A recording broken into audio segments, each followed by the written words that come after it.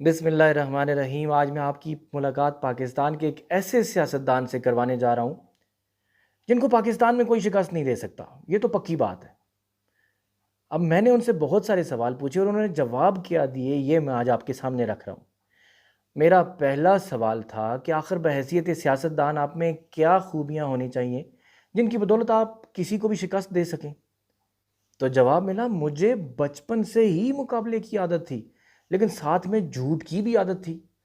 سو جھوٹا سچا مقابلہ اور جھوٹ کا کمبینیشن، اور پھر محلے میں کسی کے خلاف بولنا ہو تو میری خدمات رہتی تھی۔ بس یہی سب کچھ مجھے سیاست میں لے آیا۔ میں نے اگلا سوال پوچھا کہ یہ مقام آپ نے محنت سے حاصل کیا یا اس میں کسی کی دعائیں بھی شامل ہیں؟ تو جواب ملا، کیسی باتیں کرتے ہیں آپ، محنتی تو میں شروع سے ہی تھا، لیکن دعائیں بھی شامل ہیں۔ اپنی بیمار دادی کو بیماری کی حالت میں ہاسپٹل لے جانے کا وعدہ کیا تو انہوں نے ڈھیروں دعائیں دی اور کہا، جا بیٹا تو بہت بڑا سیاستدان بنے۔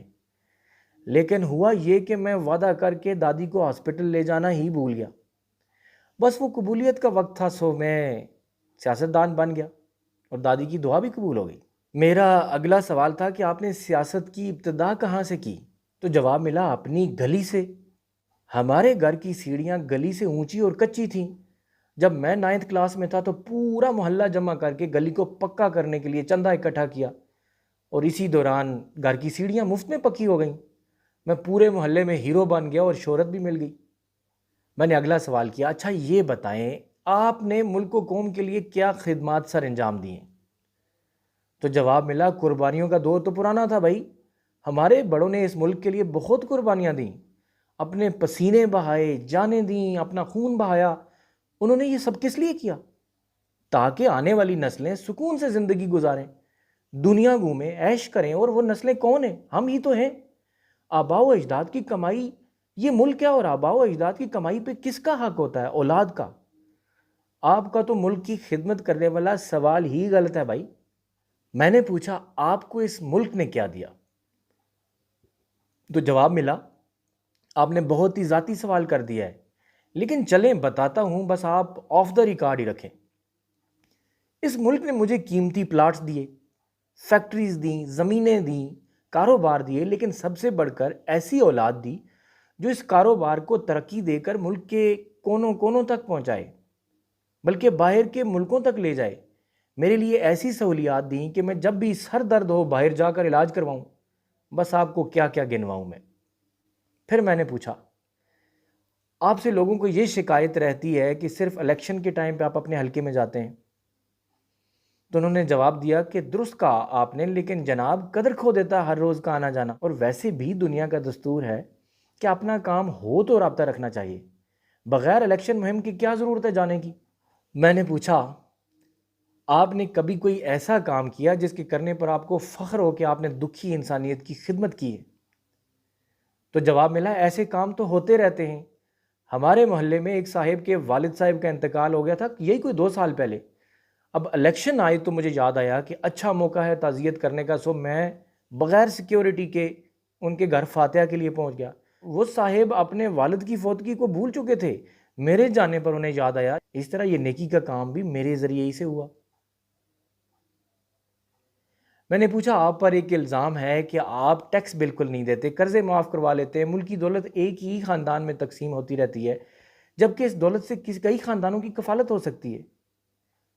تو مجھے کہنے لگے، بالکل غلط، ایک ہاتھ میں دولت کیسے رہ سکتی ہے؟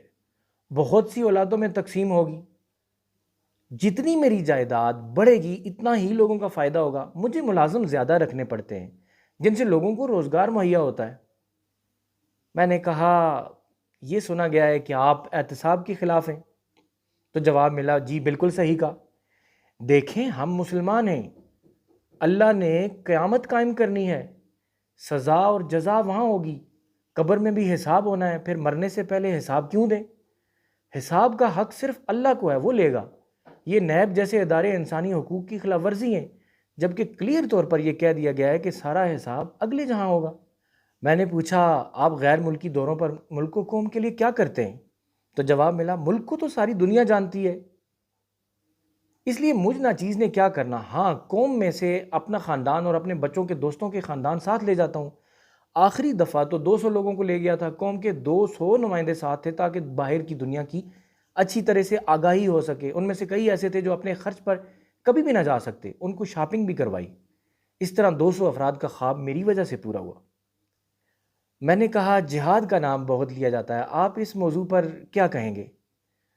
تو انہوں نے جواب دیا کہ جن لوگوں کی زندگی مشکلات کا شکار ہے ضرور جہاد کریں، 2 فائدے ہوں گے، ایک تو آپ کو ثواب مل جائے گا، دوسرا زندگی ختم تو مشکلات ختم۔ میں ہر اس بندے کے خلاف جہاد کا قائل ہوں جو مجھ سے مخالف نظریات رکھتا ہے، کیونکہ ایک دین ہی تو ہے، ہم سیاست میں ڈال کر کام سیدھا کر لیتے ہیں۔